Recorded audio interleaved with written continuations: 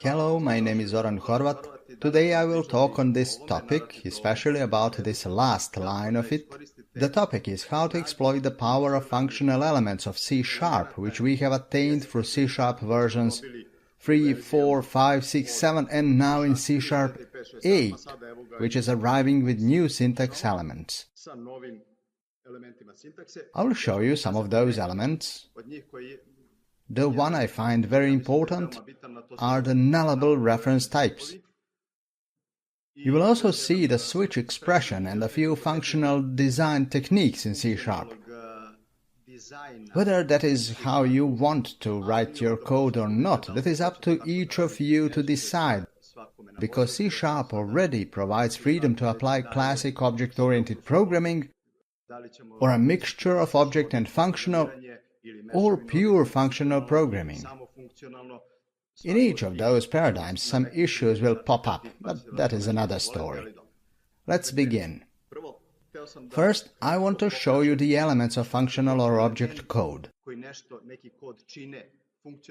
I want to show you those elements because there is rumor, there is clash whether functional programming is better or is the object-oriented better than functional. In a way, I want to put a stop on that discussion by demonstrating that the two programming methods are identical. I will not take sides in this dispute because I understand that those are the two views onto one and the same programming, and that is what I plan to show. We will pass through the basic concepts, fundamental program elements, and you will see that they are the same no matter which programming style you apply. Function is the basic element. Mathematical function is a mapping from one set to another set. In functional languages, you would apply the function in the same way you would do that on paper, f of x. In F# in particular, there is this pipe-forward operator by which you tell that x should be passed to this function f on the right, so that f can apply itself to x and produce the result. That is how you call the function. What does that look like in object languages? In object languages, you call a function on an object. But that is only syntax. The essence is that the value, the object on which the function is invoked, will be passed as the implicit this, and you will end up with f of this. That is only the way to call a function on an object in spirit of object orientation. The next concept, critical concept in functional programming, is closure. In functional code, if you have a function f of x, scale in this case, its body can also use so-called free variables. Not everything must be specified for the function arguments. However, free variables still must come from somewhere, and in functional languages that is called the environment. Free variables are captured, copied from the environment when the function is declared. Later, much later, maybe on a different thread, maybe in a different function, somebody will invoke that function f of x. At that moment, the captured value of the free variable will be effectively used. All functional languages support this in syntax. But there is also the equivalent in object-oriented languages. Environment is the class there, that is the object of the class. Free variable is the class field, and function accesses that field via the this reference. Therefore, you always have closure in any object-oriented code. Every object is the closure. Formally, when lambdas were introduced in C#, they were closures, and you could use free variables in lambdas in C#. Lambdas are implemented as classes. Compiler generates a class on your behalf. Free variables are declared as fields in that class, and when you effectively assign a lambda to a delegate, an object of the generated class is instantiated. Therefore, even formally, in object-oriented languages, an object is a closure. The next important principle is currying. I'm telling you these general programming elements because I want to demonstrate that you can, once you understand fundamental elements, you can use them to build anything you want. That is my goal here, rather than to just put you to sleep. Currying, that is the way to reduce number of arguments. It is always your aim in programming to reduce the problem dimension. Whatever you write, you wish to reduce the problem from many variables to not so many variables, so that you end up having a no variables problem. To be precise, no variables doesn't exist in object-oriented code because there is always that implicit this reference. Through problem decomposition, your target is to reach a single function which you simply invoke. In functional languages, currying is the tool to that end.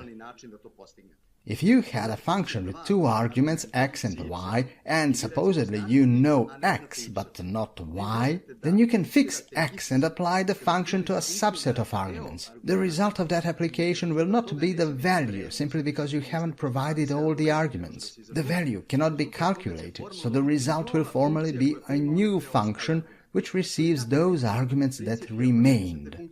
That principle is important, even if you are not writing functional code. Simply, once you see this, and once you understand it, you start viewing the world with new eyes, and you see that function arguments are not like, give me these 5 items. No, it's like, can I give 2 of them, and let someone else provide the remaining 3 later? That idea turns into a design principle. Later, someone will receive the g of y function, which results from currying, which is internally fixing the value to 2, and that someone will provide the second argument. If they call g of 3, they will be given the result 6. Functional languages support currying natively at the syntax level, while object-oriented languages don't. In F#, for example, you can see fxy function definition with no parentheses, no commas. There is the sequence of arguments, and then the caller can supply only some of them. F2 results in a new function, g. Later, you apply g3 and receive value 6. This shows how easy it gets to reduce the argument list in a functional language. What is the corresponding element in object-oriented languages? There, the function f doesn't have 2 but only 1 argument, and it is defined on some object. What does it return? It would be difficult to return a one-argument function. That would be a func delegate. Func delegates mean that your code will be 3 times as long and nobody will ever know exactly how it works. You don't do that. Instead, you return an object, and that object would then expose a method with the remaining argument. This is the design principle. People make terrible mistakes in object-oriented code by constructing objects that make miracles, that have huge functions, objects that know and do everything. You don't do that. Every object should be a factory for other objects. Let it do one simple thing, make one simple transform, and then create an object which knows everything else, everything that is beyond its scope. This is the introduction to Fluent API. Before that, let me show you a special case of currying which you are applying all the time. Even in a multi-argument function, say in a functional language, not all the arguments are the same. What are the function arguments anyway? Those are the parameters to the algorithm. You are parameterizing the object's behavior. Whether this f is a function or an f on an object, arguments are there to parameterize the algorithm. Well, not all the parameters are the same. Some of them are behavior, while others are values. The greatest power in programming today is parameterizing with behavior rather than with values. Would anyone want to collect 15 values just to pass them to a function and pray for a result? That is madness. That is what programming was 20 years ago, maybe. Today, you feed objects with behavior.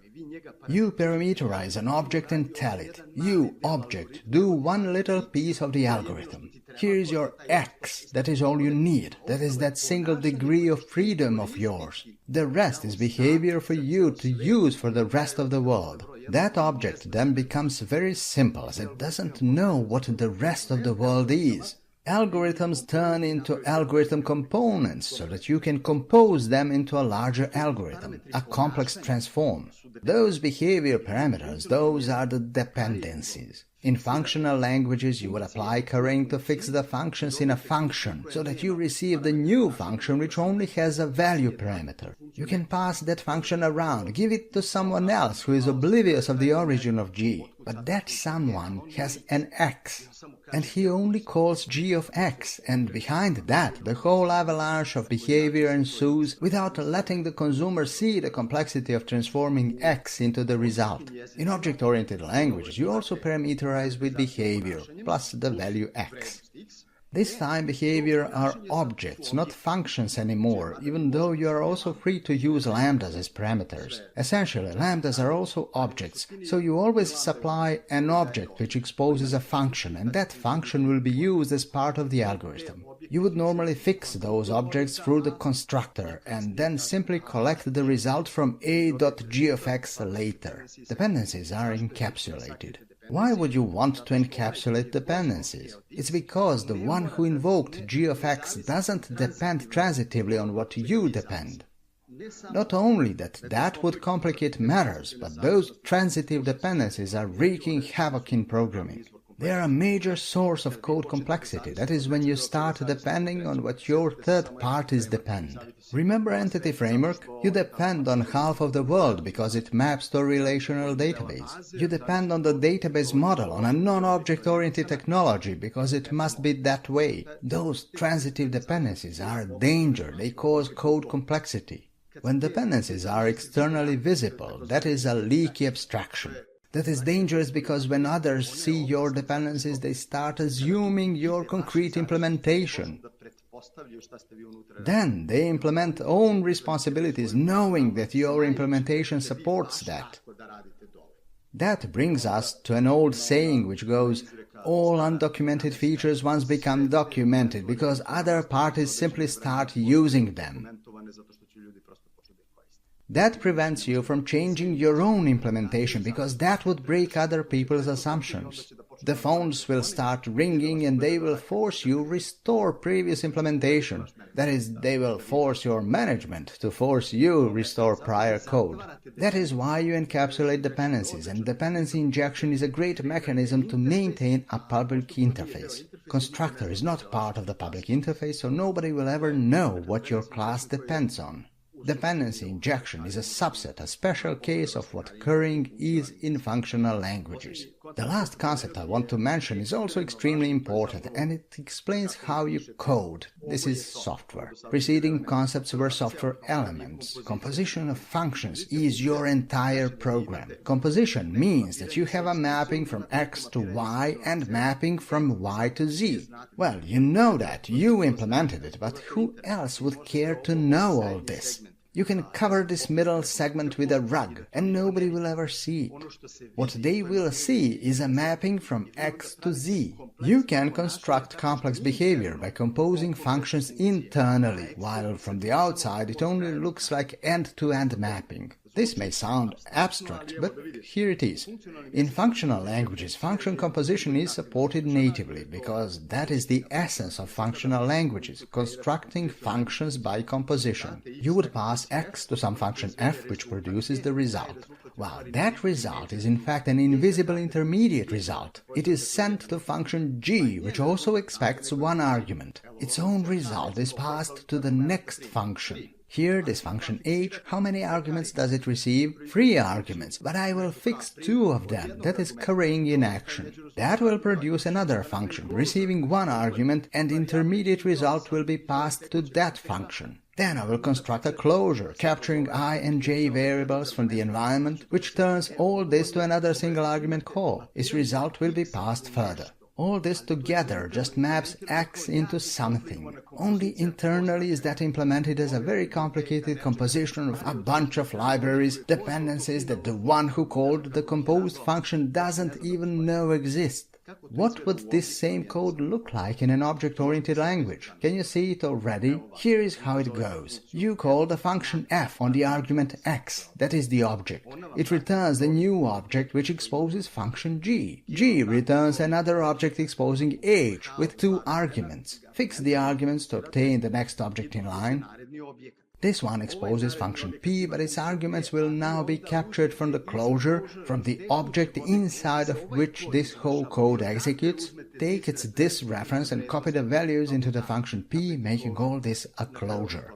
This brings Fluent API to the table, the most powerful mechanism in object-oriented programming, which lets you construct enormously complex functionality.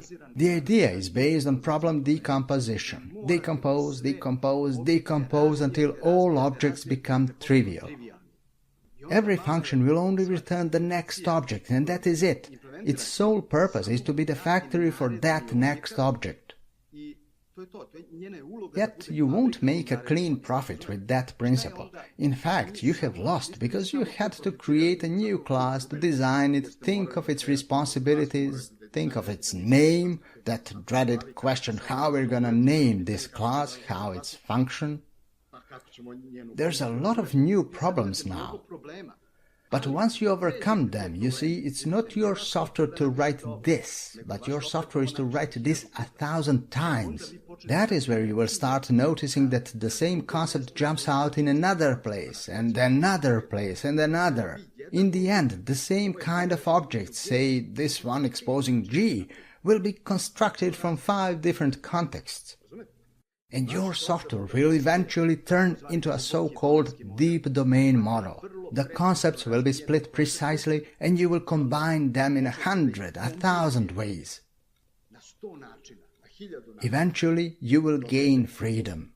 These were the concepts, programming elements, not elements of the language and syntax, but elements of programming. There were functions, closures, currying, and composition. I have selected those elements. You might add a couple more, but those would be the derived concepts. When you look back at how C# was developing, the syntax of C# for the last 10 years, this is what you see. These concepts are supported with more and with deeper syntax elements. Hence, programming in an object-oriented language today doesn't mean you have to write object-oriented code. You don't have to, and I will show you an example once we get over with these wretched slides.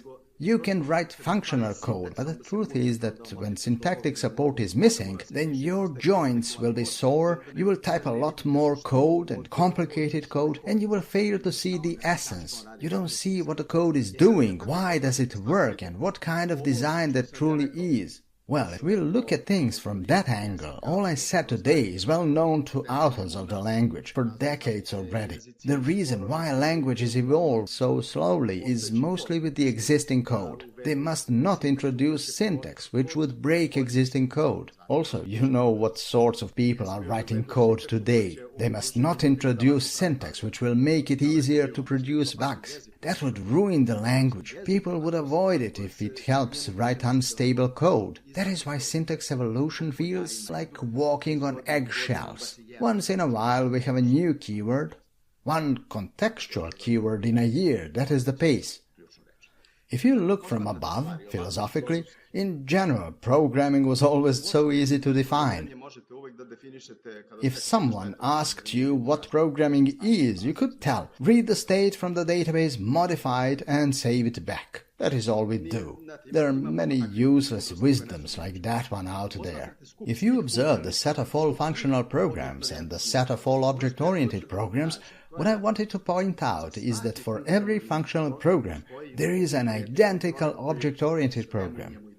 Not that the code was repackaged to object style. No, but in the sense that all elements have the same names, call the same other elements, receive the same results. The design identical in all details in a functional and an object-oriented language. But then, not all object-oriented programs, no matter how we tried, can be represented as functional designs. Again, if you wanted a useless definition of a good object-oriented programming, your task as a programmer is to produce these black and gray programs, but not the red ones. Why? Why would you want your program to be in functional style? Because practice shows that functional design leads to lower bug rate. It's easier to extend. It's not your task to write a software. Your task is to write a software and then to extend it for another 5 years, or less if you quit your job and move to another company. But you will probably encounter someone else's software over there, so it's all the same to you. So the essence is that you try to write these programs which are designed functionally so that you can collect those rewards that follow. What are these red programs we want to avoid?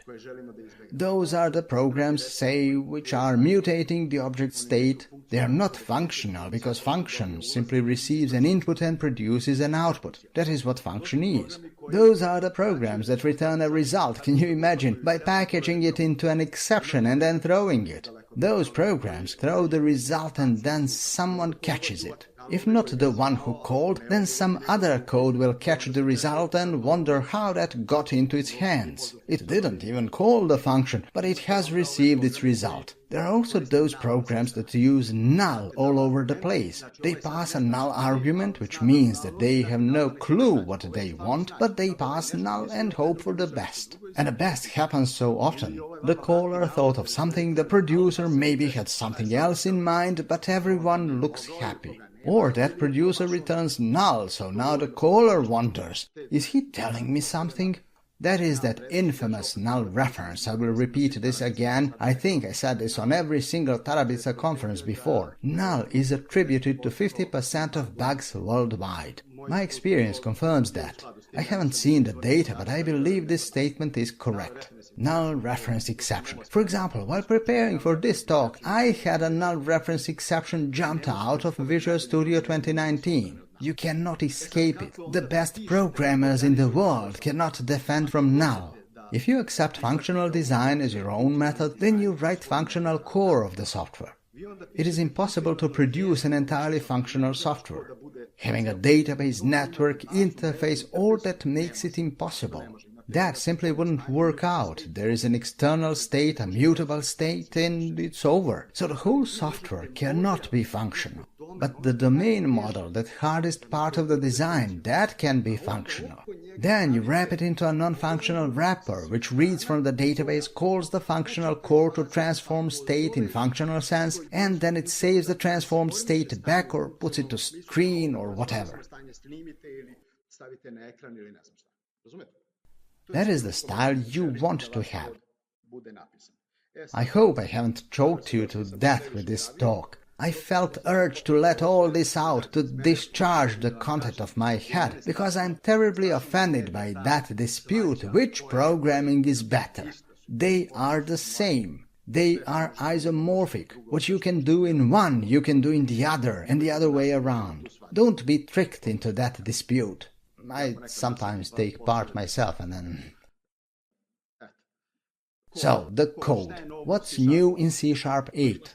The first change is crucial, and it will not be mandatory right away, but count that in a few years from now all new code will be written in this way.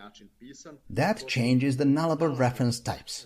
In fact, the idea is to have non-nullable reference types in the end. To end up with a reference which will never be null and to let the compiler forbid the use of null. There is one problem there. For a long time there were tools which tried to figure whether something will be null or not. And we always felt them like shackles.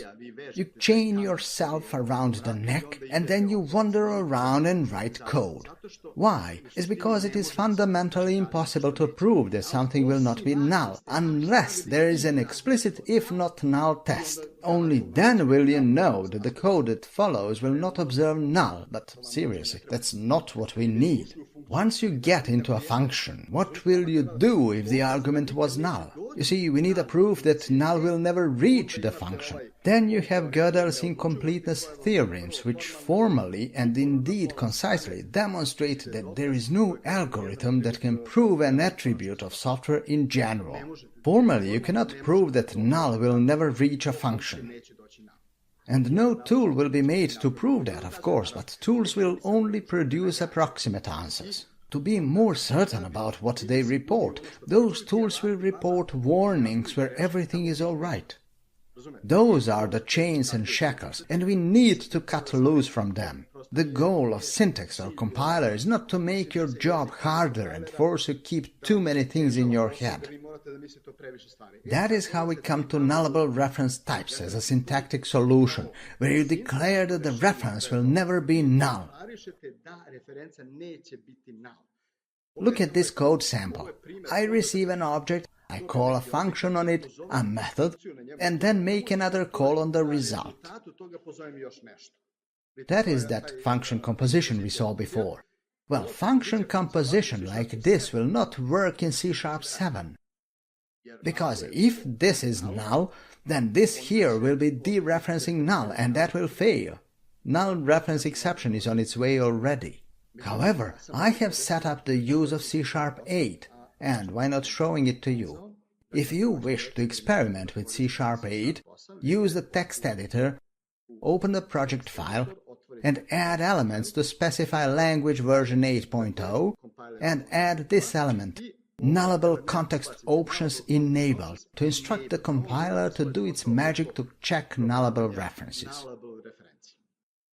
Right now you do it this way. Once C#8 is official and Visual Studio updated, the Visual Studio will maintain these elements for you, and you will only declare whether you want it or not. At some point in time, that freedom will be taken away from you, and it will be that you want to use this. Start getting ready for the day when nullable references will produce not a warning like in this experimental period, but a proper compile time error.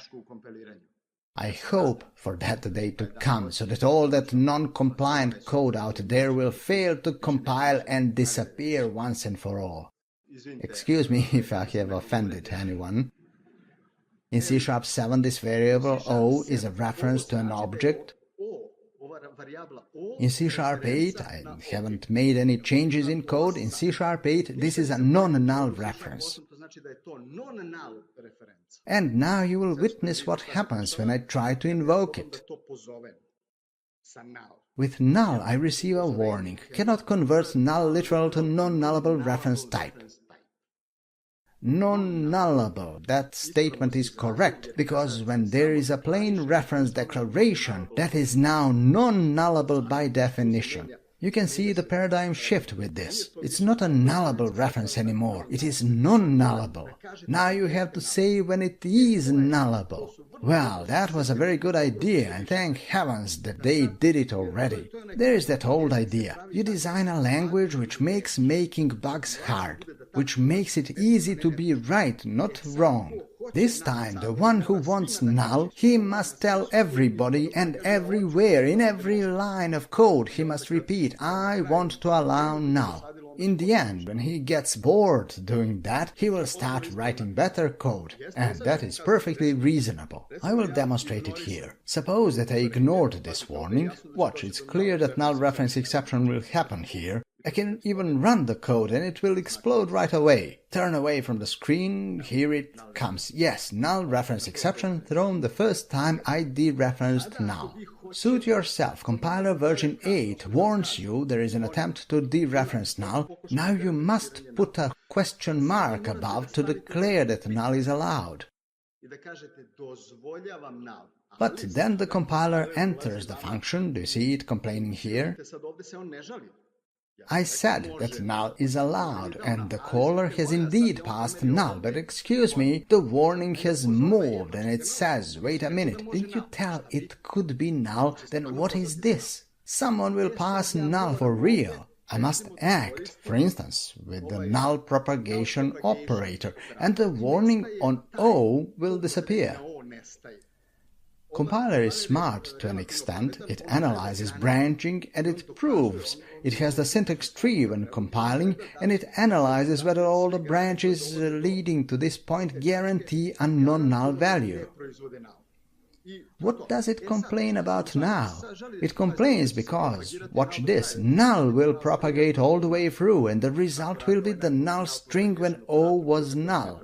That is how null propagation operator works, and you shouldn't use that operator either. All these methods, null propagation, null coalescing operator, all those are meant to indulge the dark side of your character. Don't use them. This whole expression can be null, so what's the trick? The trick is that I am returning that null, but I promised not to return null. Now I must declare that return value is also nullable. Do you see it? The whole design is falling apart. It swarms with question marks. The compiler now says, wait a minute, this one can return null, so why are you calling length on it? Alright, I'll be a good boy, I'll put null propagation, then null coalescing operator to turn all of it to 0. Look at this code. If you want it that way, go write it that way. But C#8 is offering the way out. Have you heard of companies where programmers wear neckties? A friend of mine likes to ask what's the meaning of that. Is that if my code doesn't work well, I correct the tie knot and then the code will work better? This is the moment for you to improve your tie knot and say it like a sir. No more stuff like this. No more null. I am removing all the question marks. Function asks for an object. Null is not an object. Function will return a string. There is nothing to think about. Will this be null? Am I safe to touch it? Yes, I am safe. From now on, this code is forbidden. If someone is not sure whether there is an object, that is his own problem. Force the caller to manage any nullable references on their end. Let the caller defend. This warning tells that the reference is known to be null and that else branch will always execute. That doesn't relate to nullable references. Anyway, now the compiler understands this guard against null. It can prove that there is no null here and everything is all right. I will run the program and it will indeed print 0 because input is null and that is the else branch, all right. But still, you don't want to see this kind of code at the calling end. You don't want to make calls like this. Instead, we step back from bottom to top, we correct all code and say, we do have an object. No more question marks. In all layers, you must have objects. Look how short the code has become. Even better, that first version, what will it do if it received null? That is the else branch. That is what drives you crazy if you must implement all the else branches. What if there were 5 steps in an algorithm and the third step ends up with a null? What then? What with the previous 2 steps? You need code which executes as a single unconditional composition with no else branch. Non-nullable reference types help achieve that. Alright, this was only the game. I'm bound emotionally to these concepts and that's why I've devoted so much time to cover it. You don't write functions like this, but you design classes, construct objects. Take a class which models a person. There's the person's name, which is a getSet. Someone thought that the user would create an object and then set the person's name. That is so-called property injection, and it has, as you already know, always been a bad idea. Libraries and frameworks which relied on property injection never really worked well. Those who maintained code know that for sure. Occasionally something breaks. Someone adds a property but forgets to add it to configuration and then something breaks. Even worse, it breaks a month later, the first time it was accessed. That's what makes property injection a poor choice. But here you can see, as soon as I have defined the class that way, I received a warning. What if this is null? Did I ever say it could be null? Have you accommodated your vision to this change already? This public string name is not really a string. It's a non-null string. The definition has changed. This declaration now reads differently. You are now forced to inject everything through the constructor. I say constructor accepts a non-nullable string and everything is fine. I've pushed the responsibility to the consumer. The ball is in his court now. This time, if he tries with null, he will see a warning. And if he disobeyed the warning, he would get the exception at runtime. I repeat, I hope the day will come when this will be the compiled time ever. That is my intimate hope. It will all boil down to arm twisting in the end, you know. Big corporations will complain, they will say, "Have you ever seen what our code looks like?" They will pursue this syntax committee to postpone changes until they go bust. Alright then, if you want to support the old code, then you would allow null in constructor, because this place here is a bit too late to fail. If you had a graph of objects with 1,000 objects, you have collected data from the network, from the database, tons of data, and then you invoked a function and it faces a null. That would be a shame, admittedly. When it stumbles upon a null 15 function calls later, then code explodes which cannot even tell how it got there. That is why you finish that off in the constructor. That is why constructor injection is better than property injection. You forbid a defunct object to be created in the first place. If you wanted to change the person's name later, then again you can accept null, but you must guard. There is some code duplication here, but you can put that into the setter and avoid duplication. That is irrelevant. What is relevant is the design. This is where we come to functional programming. I have just designed a mutable class. You cannot subject it to function composition if you ever meant to walk home and sleep well. You never know what will happen once you start mutating objects. The second largest source of bugs are so-called aliasing bugs. Someone changes an object which another party has already observed. Now that other party thinks the object is what it was, but it is not. The result are so-called gremlins. The code which fails doesn't contain the bug. It is the victim to a bug in a completely different place.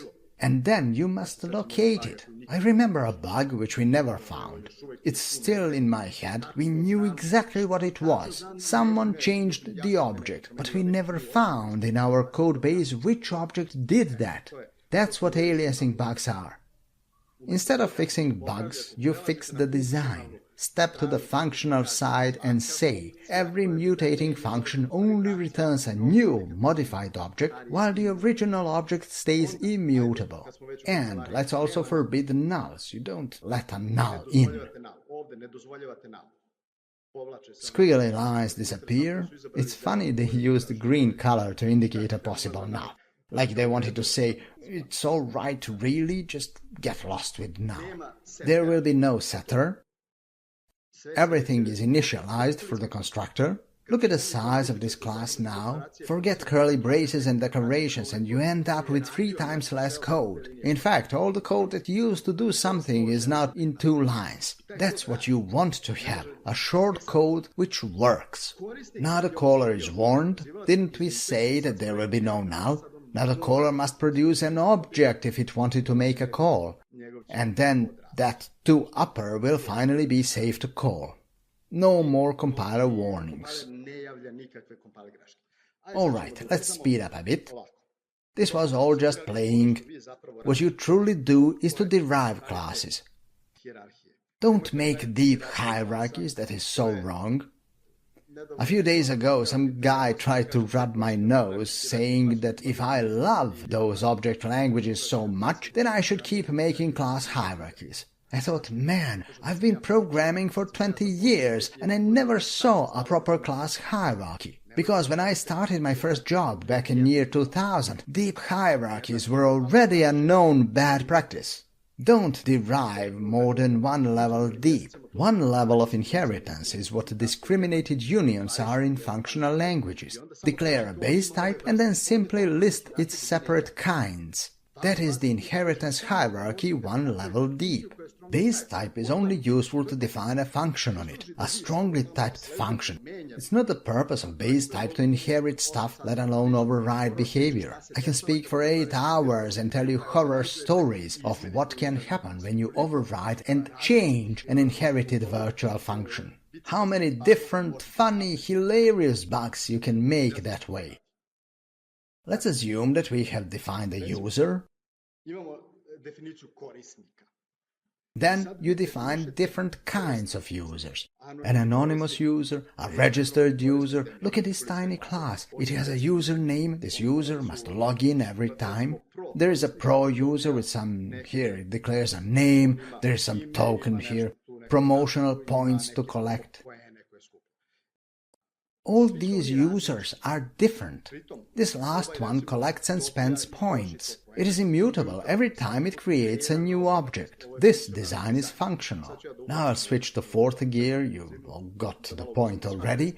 The point is that you're working with objects. Objects have a marker interface above to tell what they are, possibly with a few members that are absolutely in common to all subtypes, and that is it. In a functional design, you would expose public components. We had state encapsulation as the foundation in object-oriented programming. Now we give up. We expose public components. That is how you define types. This is the type theory. In object languages we used to have the class theory. I'm telling you the keywords. Those of you holding pencils, you can write them down and Google them later. We are moving to a more general theory, the theory of types and subtypes. That comes from the set theory. You would ask, what is the set of all users? That is the union of sets of all anonymous, registered and pro-users. Then define a total function on the user set by ORing free functions on narrower scopes. Do you get it? I'll demonstrate that in a second. You can start defining functions here, but that will uncover a reason why practical problems are more susceptible to functional programming. You can start piling the functions up in the base type, and that will work most of the time. But beware, you will define 1, 2, 3 basic functions without which this type cannot be imagined. But later more requirements will arrive and you will start combining behavior in all the ways possible, in ways that depend on third parties, depend on libraries, that depend on the operating system if you like. You don't want to define all those functions on the base type. That is precisely what's wrong with the object-oriented programming, where everything had to be a class. You had to define all behavior on the base class and then override it in the derived classes. The real problem there is that in practice you don't really need new subclasses. Object-oriented programming works like a charm if you already have a formed hierarchy and you only need to add one more type. Just add the class and implement all the missing methods and you're done. You can add a new type without touching anything else. That is precisely what you don't need in business. In any business today, you already have a defined set of types. There's no business younger than 700 years out there. All types are known already. For every concept, you would define 2, 3, 5, 7 types, and that is the end. Functions, on the other hand, you add them daily. Adding a method to a class hierarchy means you must change all the classes. Touch all the classes and you'll be testing all of them, you'll be fixing bugs in all of them again. That is where object-oriented hell unleashes upon you. Plus, all those functions you add, they will introduce their transitive dependencies. You will end up with a class with 200 methods, 70 libraries, while all you wanted to call was an f of int. You'll spin your head around because this time you must see all those methods. You must figure which is which and decide that f is really what you need, f accepting an int and nothing else is of interest to you. In a functional design, you normally attach extension methods to the base type. In a business domain with a limited number of types, simply add one more extension method to define a function. Here, watch this. This is some post method where the user posts a message and that message supposedly shows up somewhere. Here is the base message interface. This is the approved message. And this is the message which is pending approval. Once again, everything goes into subtypes. Fine, I'll move all these classes to their own files. Give me a 15-minute break to complete that. Look what has just happened. Each of these small classes has become its own entity. Not entity in database sense, but simply a type for itself. When you start modeling in this way, you will also notice rapid growth in number of classes. There's a whole bunch of small classes already. What's the trick with them? You could say, alright, I had huge functions, but now I have a myriad of classes, where's that stuff I was looking for? You can solve that problem easily. This time you can create sub-namespaces, nested namespaces, and push all concrete implementations deeper, while only keeping interfaces and these public extension methods in the top-level namespaces. Those become the API of the component, those interfaces, base types and their functions. That is how you create a functional design. Now is the time to switch to fifth gear. I've been saving my strength for this. Here comes the new syntax. I need a bigger screen to accommodate it, much bigger screen. The switch expression is new. Switch is not only a statement anymore, but an expression. Here is the syntax. An object, then switch. They have reverted the order on purpose, so that no old code would compile into this. That is the usual dilemma language authors face. They must invent a syntax which guarantees no ambiguity. No old code must compile and be understood differently than before. Then you start switching by patterns. This is the next step in pattern matching. I need a bigger screen already. You would state the pattern. This is the type test and set which we already have. If it is a pro user, I'll construct this message. But look at the syntax. It maps into. We have the expression syntax over there, the expression syntax over here. This entire call maps into this instruction. There's also this when pattern, which also exists in current version. A pro user with positive point score goes into an automatically approved message.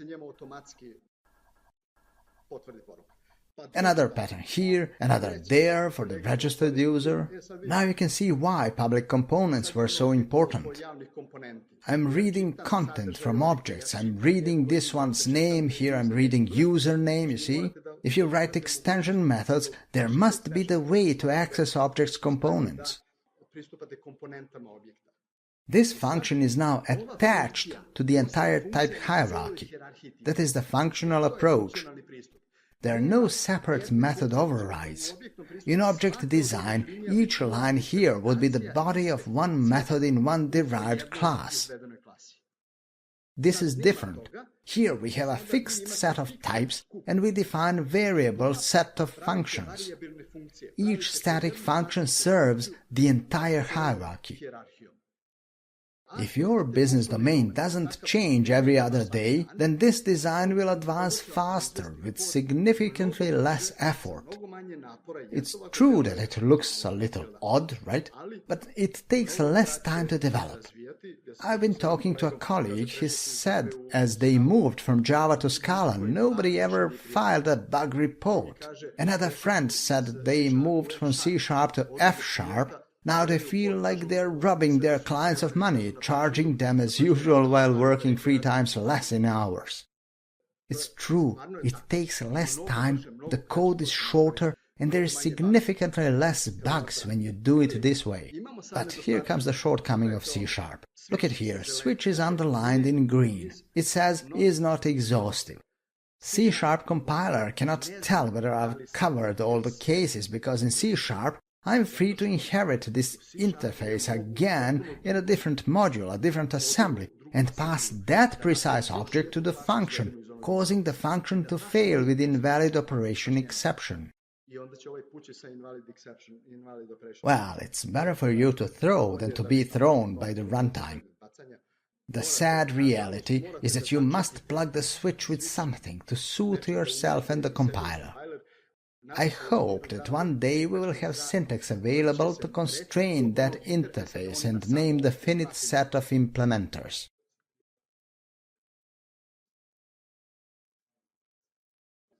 Honestly, I forgot to try that, but I believe it would remain. It's because compiler doesn't bother to entail proofs. From compiler's point of view, it's all about the base type. Compiler doesn't analyze which types are inheriting it. This syntax is terrible and I have never used it. We have pattern matching switch for a year or two already, but I never ever used it. It's overly complex. You have this lightweight variant available too. When designing a small function, you can test patterns one after another, plug with unconditional result, and be done with it.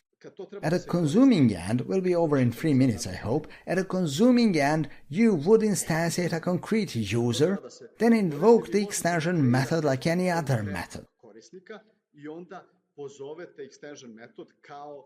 At the calling site, extension methods are no different from member methods.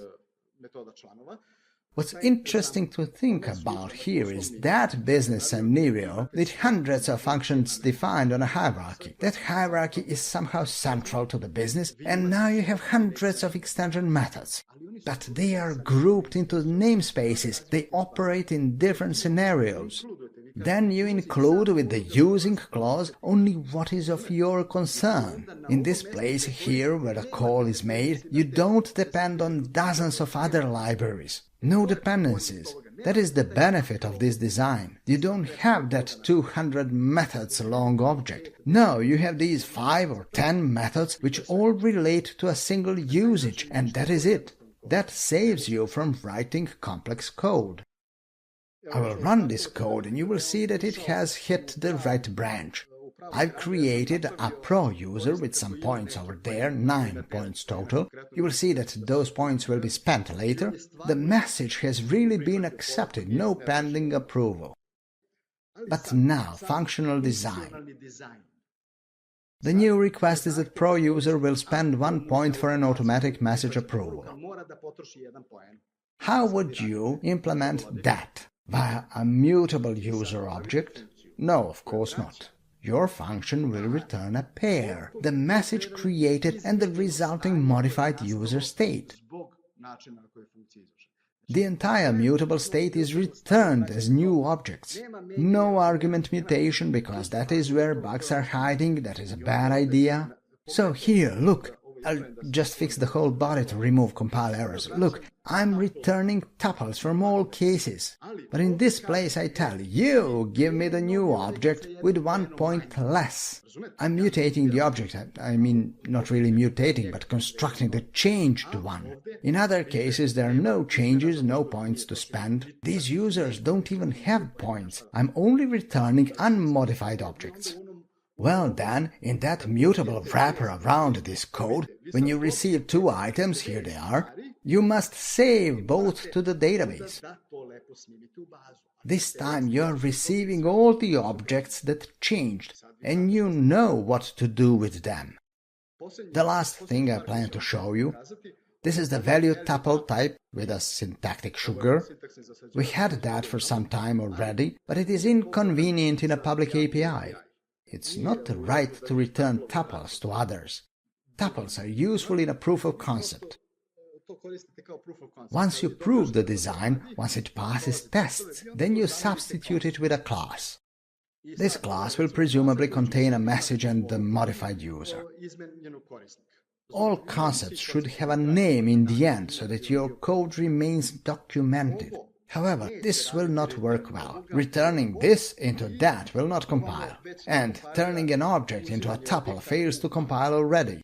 That is an annoying problem, and I will show you the posting class which solves that problem. This is more of a trick. There are deconstructors introduced together with the value tuples. You can deconstruct an object into a tuple. Here is the syntax. The method is called deconstruct. It declares out parameters, those awful outs, and it only fills them in. At a calling site, this code isn't underlined in red anymore. I can assign an object to a tuple and then save this one and that one separately into the database. I may have made it easy for me, I don't know.